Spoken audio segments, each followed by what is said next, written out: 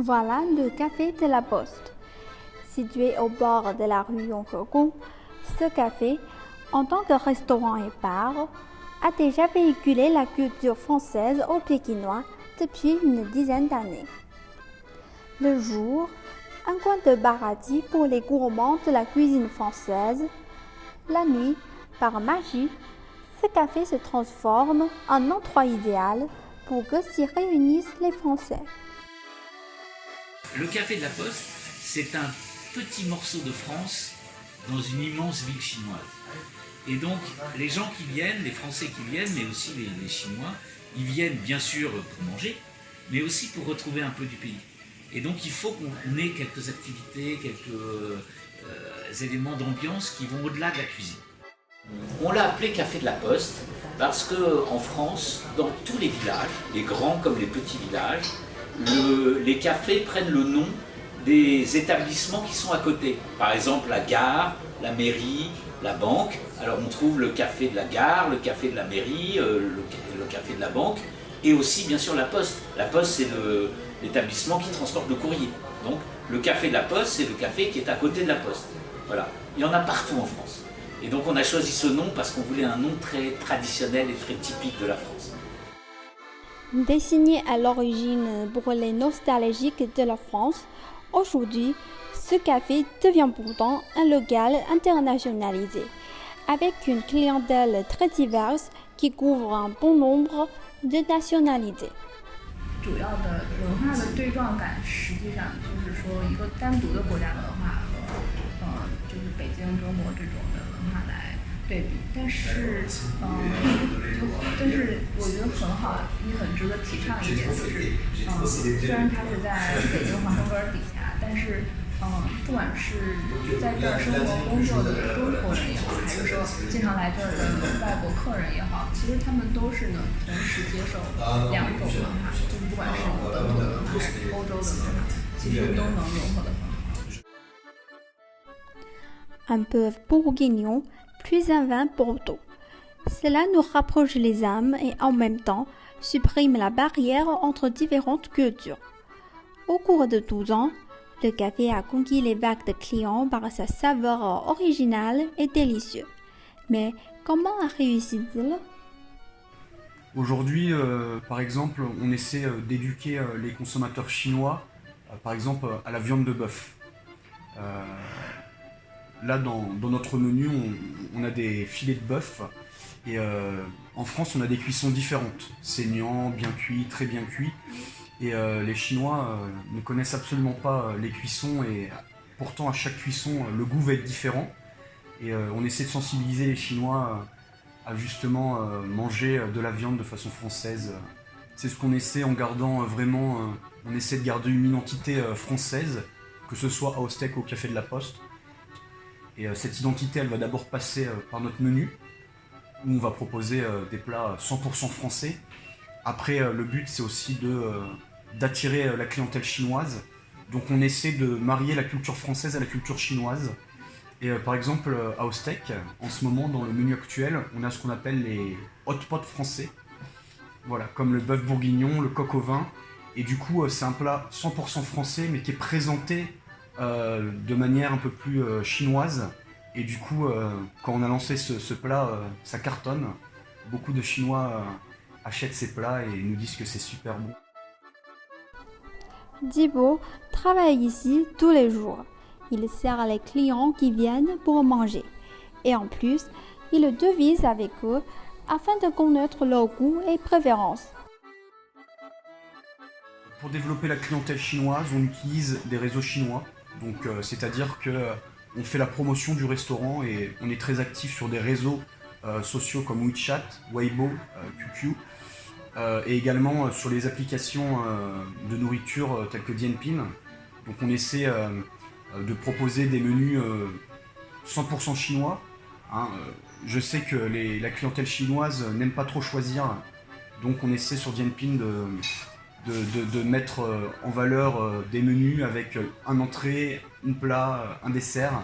Et on arrive à capter de la clientèle chinoise par ce biais. Et aussi, beaucoup de Chinois sont intéressés par la culture française. Donc à Ostec, on a 2 événements très importants. Ça va être la Saint-Valentin, la fête des amoureux. Et là, on a une clientèle quasiment 100% chinoise à chaque fois, avec beaucoup de couples qui viennent.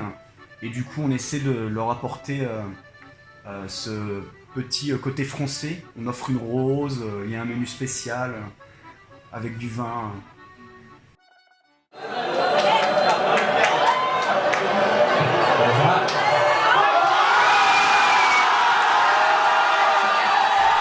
Ce soir, c'est le 8e de la finale de l'équipe de France à la Coupe du Monde 2018.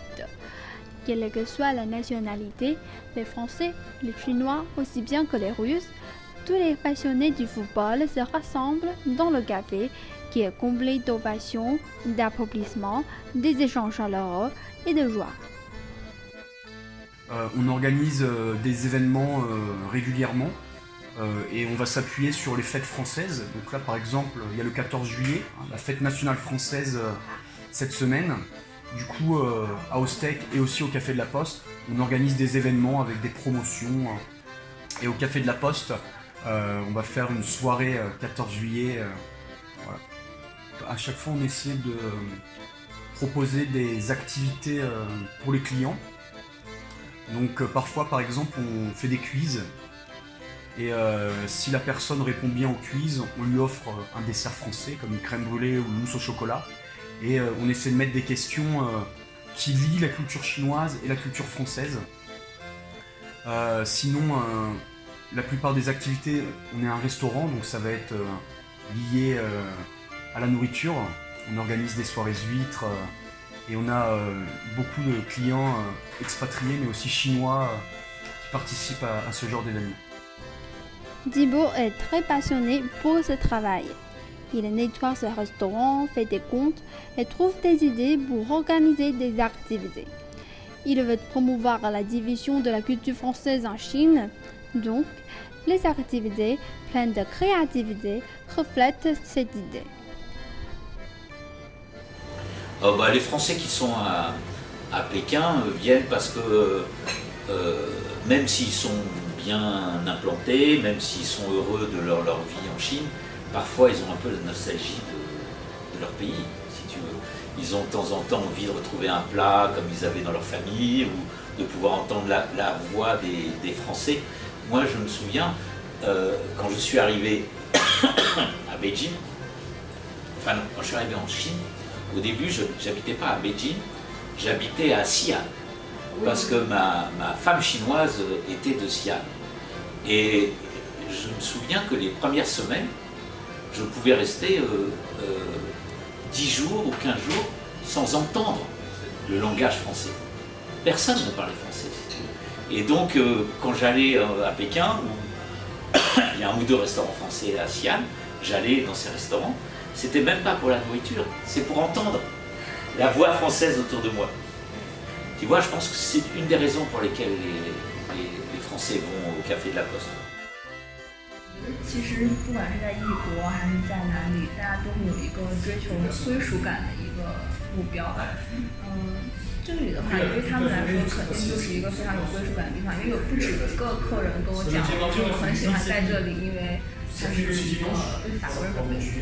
然后其实就是很多人可能来这儿也不会说有什么很强的目的性，就是我在这儿工作一会儿啊，或者是休闲放松一会儿，但是能够体会到，对于他们来说，这就是一种项目，它不只是一个普通的酒吧或者咖啡厅，更多的就是能让他们体会到我在自己国土上的一种感觉。 Ce restaurant est une miniature de la culture française. Pour les Français à Pékin, c'est un endroit familial et amical. Comme une phrase, votre estomac reflète d'où vous venez. Moi, je vois un point commun entre la Chine et la France, c'est la cuisine. Je pense que les Chinois et les Français, ce sont les deux peuples qui aiment le plus manger. Et d'ailleurs, ce sont les deux peuples au monde, quand ils sont ensemble pour le déjeuner, les gens parlent de ce qu'ils vont manger pendant le dîner. C'est les Français et les Chinois. Et donc, il y a l'amour de la nourriture dans les deux côtés. Et autre point commun, il n'y a pas une cuisine chinoise. il y a 100 cuisines chinoises. La cuisine du sud par rapport au nord, on parlait du Sichuan tout à l'heure par rapport à la cuisine de Shanghai, c'est pas la même cuisine, c'est pas la même culture. La France c'est pareil. Mais la France est un tout petit pays, alors c'est encore plus étrange. C'est que tu vas dans l'est de la France, ça n'a rien à voir avec le sud-ouest. Tu vas dans le nord, ça n'a rien à voir avec l'Auvergne, mon pays qui est au milieu. Donc moi je ne vois pas de différence, je vois des points communs. Le point commun c'est la richesse, c'est la variété et c'est l'amour de la cuisine. Le café de la Poste existe ici depuis 12 ans. Tous les jours, il y a beaucoup d'animations devant la porte. Des passagers arrêtent le repas et rentrent, d'autres passent rapidement. Ce café attire toujours de nouvelles clients par son charme, par les décorations uniques, par les vins de qualité et par la bonne ambiance. Le café de la Poste, un petit coin de France près du Palais Royal.